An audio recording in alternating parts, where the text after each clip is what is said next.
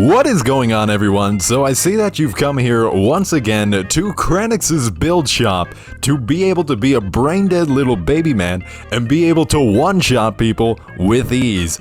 Well, you've definitely come to the right place, because in our build shop here, we will show you the perfect build to be able to just instantly kill anyone you want without even trying. So before we get into the video, I just want to say thank you to all you guys for subscribing to the channel, because we just hit 600 subscribers yesterday and it has been awesome. I love making these videos, so if you guys want to stick around more, get more of this content for Wolong Fallen Dynasty, then please make sure you guys subscribe. So now let's get into the rest of the video. The primary stat that you're going to want to need for this build is going to be fire, so you're going to want to max out your fire stat. Easy peasy. The rest of your stats can go into whatever you like. Me personally, for this build, I'm going into the wood stat because you're going to want some extra health, because you're going to want to be a little bit tankier, and I will get into that in just a moment. So there's going to be two requirements that you mainly need for this build. The first thing is going to be the armor and the weapon. It's going to be the staunchness armor and then the vermilion bird great axe. So once you have all the armor on and the weapon as well, it's going to give you a set bonus called the Unscrupulous Hero's Right Hand, which gives you 7.9% more damage for the poleaxe. So as you can tell, this is a whole poleaxe build, and that's going to be very important. Now, for a somewhat of an RNG aspect for this build, the weapon is very important because you want and need the Vermilion Bird Great Axe. You can't just use any Great Axe for this build, you need this specific one. On top of that, you're going to need a specific martial arts skill, which is going to be the Impregnable Keep. It's just a basic little martial art that you can get on any Great Axe, but you need it specifically on this one because without this Great Axe, you aren't going to get this set bonus. So again, very specific. You need this. It's going to maybe take a little bit of grinding, but with Acolyte points, you can go over to the old man in the shack and just try and roll on one of these and get lucky like I did and get this on my first pull.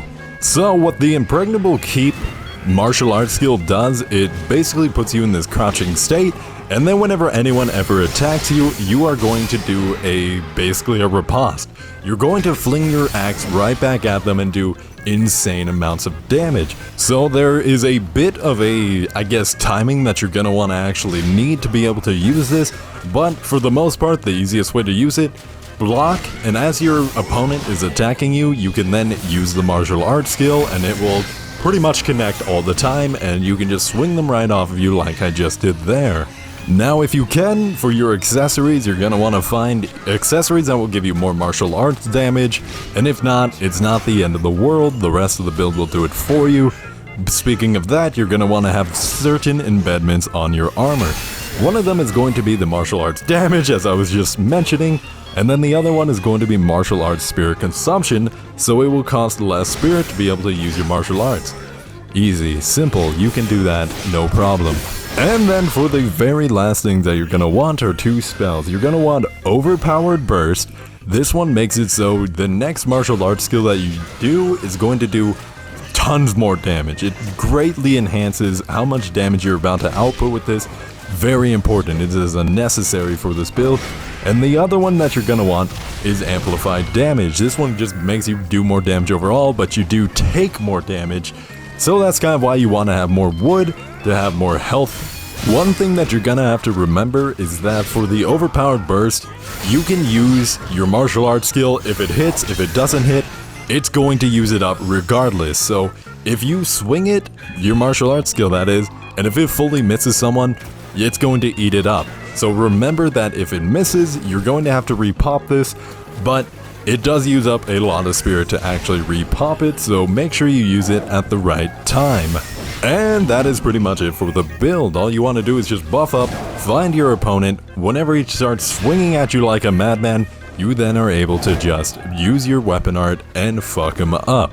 No problem, easy. That is the entire build, so I'm going to head out now. I hope you guys enjoy the rest of these clips, and I hope you guys have fun one-shotting some people yourselves. Have a good one. Peace.